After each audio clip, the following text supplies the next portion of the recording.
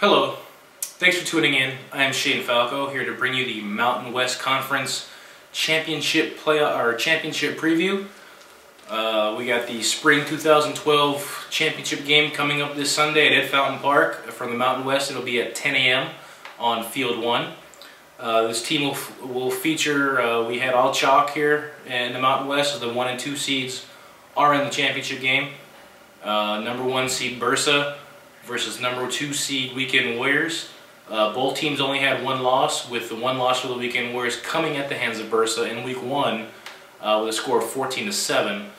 And then Bursa lost their last regular season game, or second to last regular season game, I'm sorry, against the program, and then avenged that loss in the first round of the playoffs.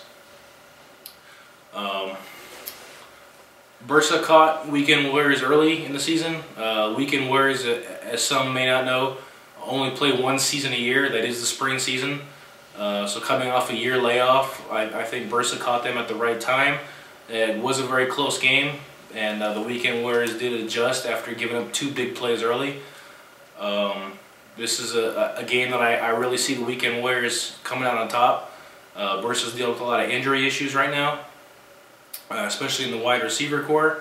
Sherm is banged up, and he had those 2 big touchdowns in the first matchup, and I'm sure they're going to be looking to limit his touches, especially now that there are less weapons at Yoder's disposal.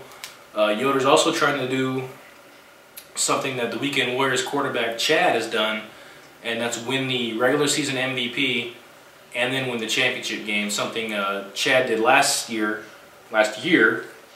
in the spring with the Weekend Warriors when they won the Pac-12 championship and went undefeated. They've only lost 1 game in 2 years, so or a calendar year anyway, so very impressive run by them. Bursa features the number 2 offense in the Mountain West and the number 2 defense, and then the Weekend Warriors are the number 1 offense and the number 1 defense.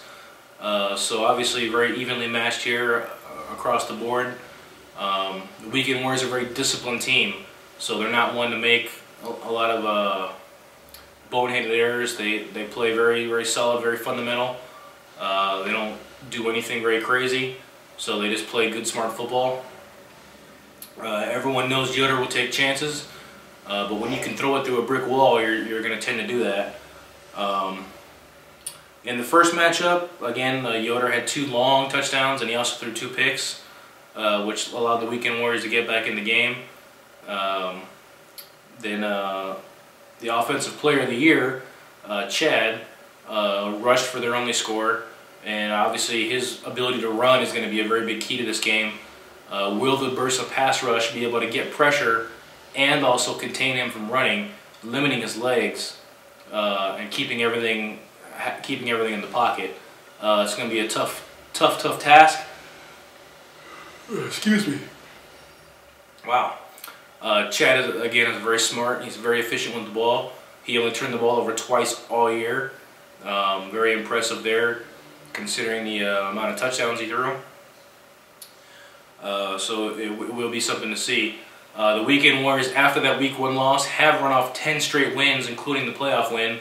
They've done that by an average score of 21-6, so they're not just winning games. I mean, they're winning games pretty easily.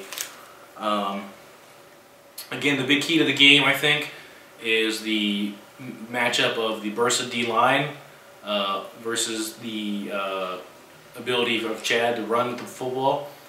Keeping him from running with the football and forcing him to be strictly a passer or pitching it off to somebody else in the running game is going to be a big thing.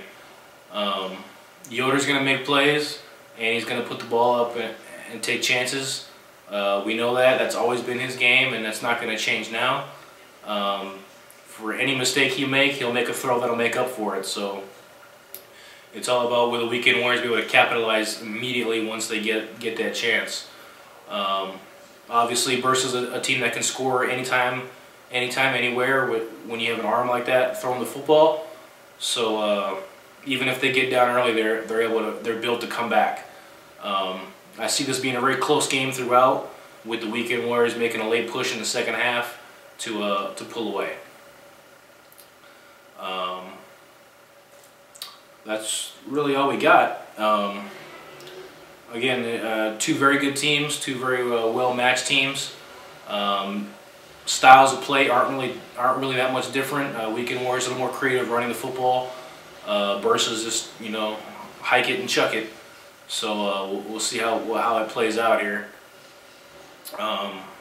Congrats to both of these teams for making the championship game, and looking forward to seeing everyone and you guys out there on Sunday again at Fountain Park at 10 a.m.